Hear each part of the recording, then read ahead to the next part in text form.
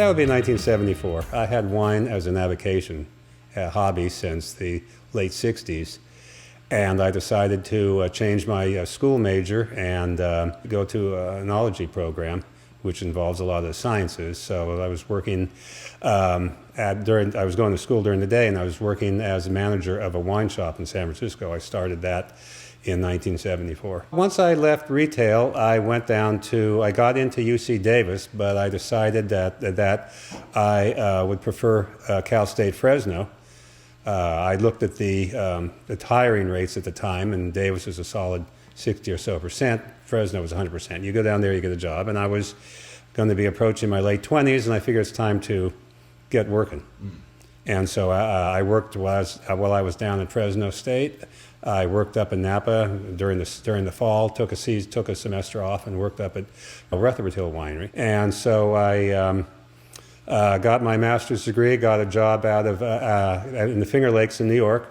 That was late 80 through early 82. I worked the Gold Seal in the Finger Lakes. It was most definitely an experience. The winters there. I'm a San Francisco kid, so I was not used to that kind of winter. Although I did spend a couple of years up in Spokane, a couple of years at Gonzaga, and then I came back to California, and worked at Rutherford Hill Winery, and then I got an offer at St. Francis in '83 as their first winemaker.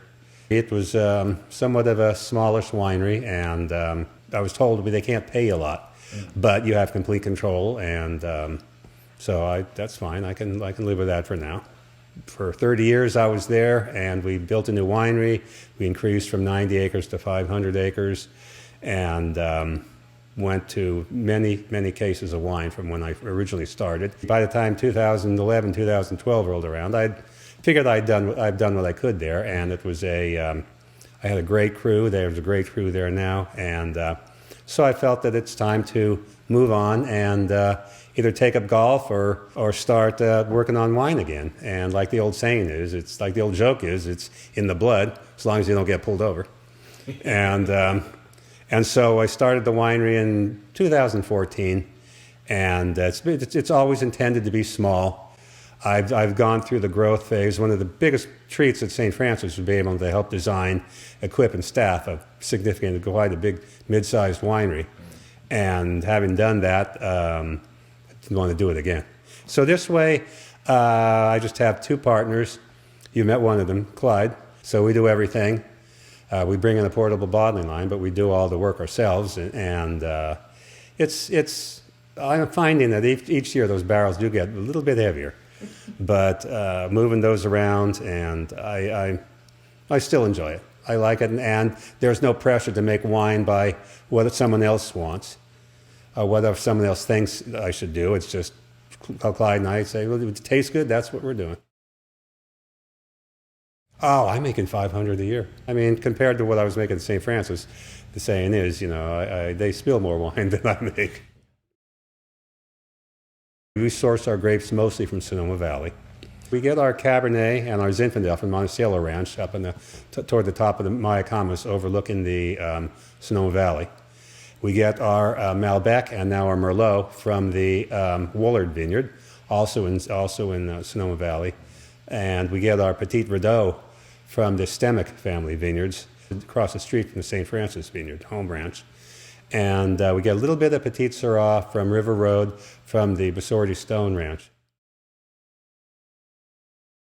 Things change.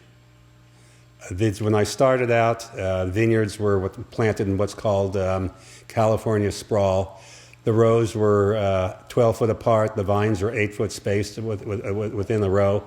And there was just large bushy heads, and sometimes you'd have to trim it, sometimes not, with the thought being that the less sun, you don't want sunburn, you don't want dehydration, so you cover it with leaves. Well, that's long since changed. Now they've changed the configuration of the rows, the size of the spacing, the trellising, the vertical shoot positioning, where in fact you do want some sun on your grapes.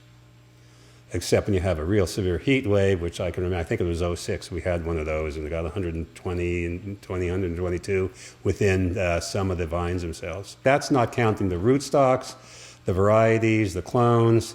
The changes are just remarkable, and I can't imagine what they'd be like 50 years from now. No. And in winemaking, same thing. The biggest decision in winemaking is when to pick.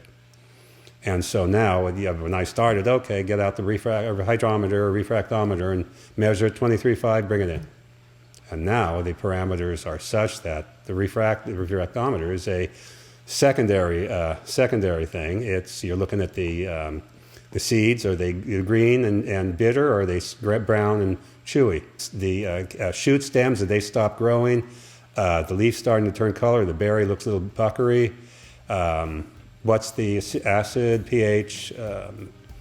And then finally, how easily is the range harvesting? Because everybody else is doing it too.